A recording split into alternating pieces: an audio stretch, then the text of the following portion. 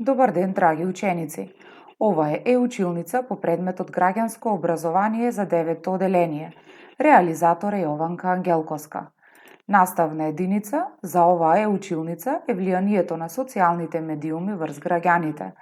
За оваа наставна единица, како материјали за работа, ќе ви бидат потребни пенкало и лист хартија, на кој што ќе треба да го запишете, да ги запишете одговорите на прашањата зададени во вежбите подоцна.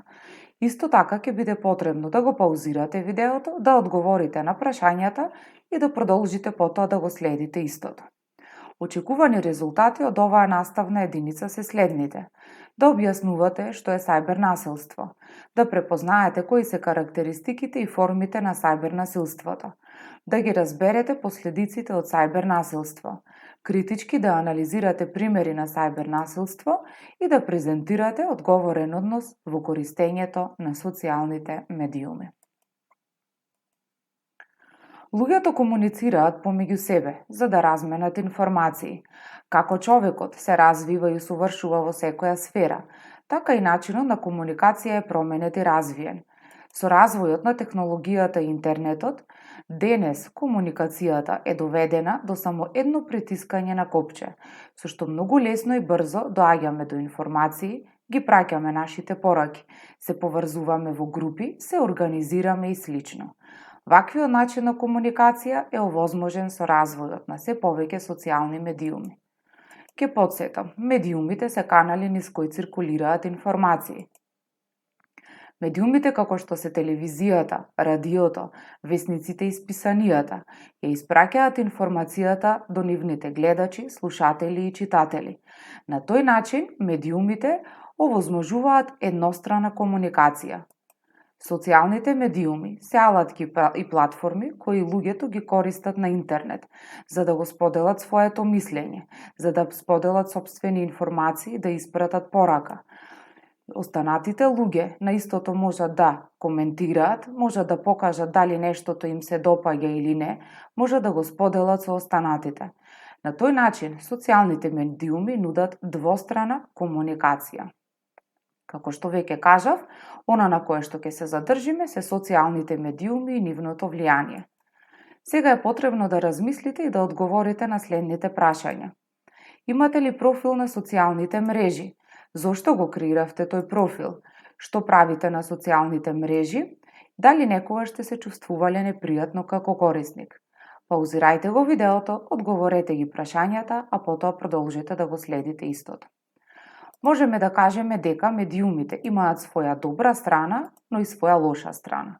Сега повторно паузирајте го видеото и вие самите одговорите, напишите кои според вас се добри страни, а кои се лоши страни на социјалните медиуми. Потоа продолжете со гледање на видеото. Во добри страни би ги ставиле дека медиумите се забавни, нудат лесна и брза комуникација, нудат достапни информации и брзо организирање. Како лоши страни на медиумите би ги издвоиле злоупотреба на лични податоци, слики, исмевања, закани, ширење невистини, лажни информации, говор на омраза, закани и слично. Повеќе ќе се задржиме на лошите страни или уште можеме да кажеме негативните влијанија на социјалните медиуми, особено на поимот сајбер насилство. Сега повторно паузирајте го видеото и одговорете што според вас представува сајбер насилството. Потоа продолжете со следење на видеото.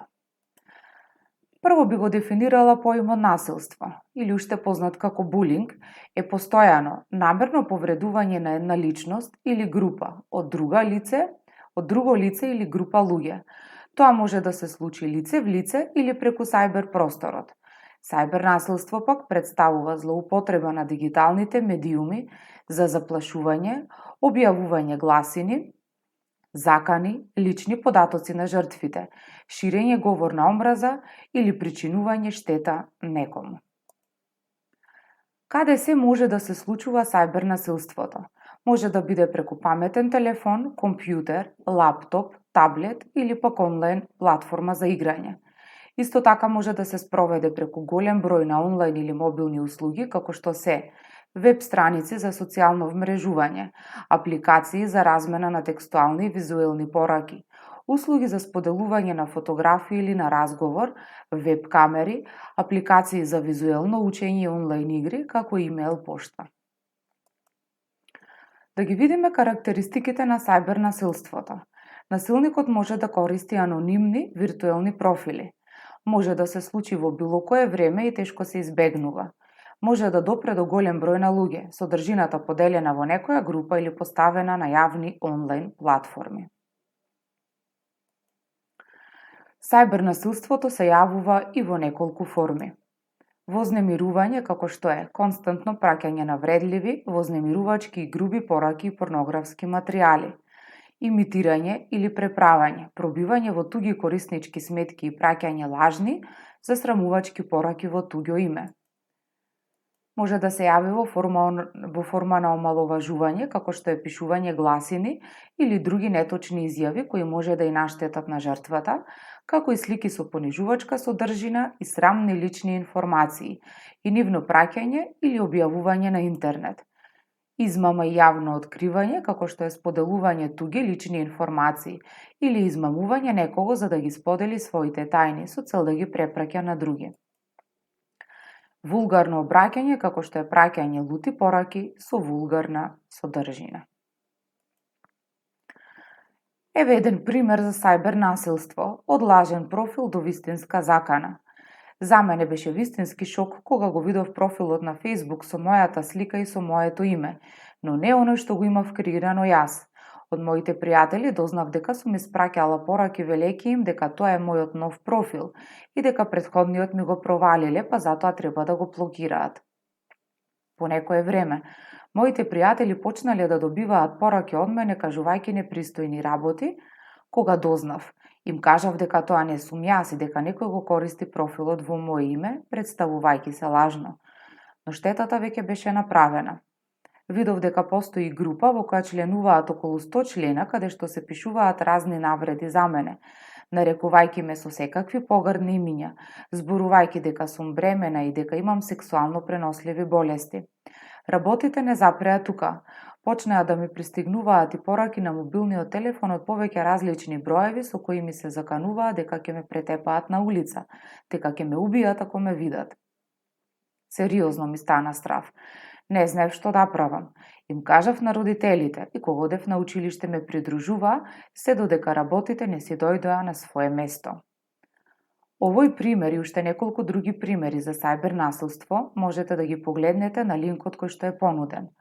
Военново представува брошура која што е создадена во рамките на проектот Приватност на интернет на лесен начин, кој што е финансиран од Институтот Отворено општество и Фондација Отворено општество Македонија.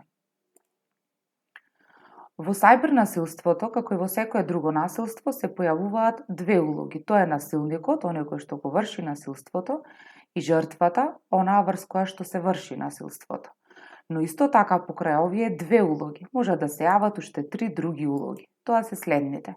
Наблюдувач, кој што забележува конфликт или неприфатливо однесување, но не учествува во него и не превзема никаква акција по однос на тоа. Сојузник, оној кој реагира на ситуацијата на насилството преку поддршка на лицето што е малтретирано, со морална поддршка, советување, преземање на заеднички акции со жртвата. И спротиставувач, тоа е заштитник кој активно презема иницијатива во решавање на случаите со сајбер насилството. Кои се последиците од сајбер насилството врз жртвата? Жртвите чувствуваат намалена самодоверба, несигурност, страв, депресија, немир, тага, несоница, намалена желба за храна, намалено поведение и успех во училиште, агресивност, негативни мисли за самоповредување и слично. Во случај да си жртва на сајбер насилство, не молчи и не повлекувај се во себе. Кажи им на родителите или на некој што му веруваш и заедно ќе најдете решение.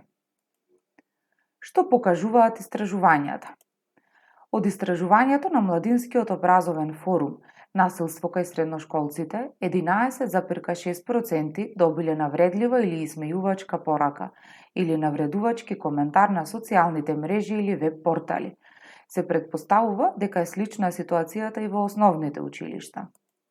Во САД, според истражувачкиот центар за сајбер насилство од вкупно 4972 ученика на возраст од 12 до 17 години, 30% се изјасниле дека се жртви на сајбер насилство, 24,9% добиле злобни или повредувачки коментари, а 22,2% се жртви на ширење на гласини. Во Италија, според Италијанскиот национален институт од 27 март 2019 година, 22,2% се жртви на сајбер насилство, 7,1% се жртви од женски пол, а 4,6% се жртви од машки пол. Неколку совети како да се спречи сајбер насилството. Доколку твоите лични податоци се злоупотребени на интернет, можеш да го пријавиш случајот во Дирекцијата за заштита на лични податоци.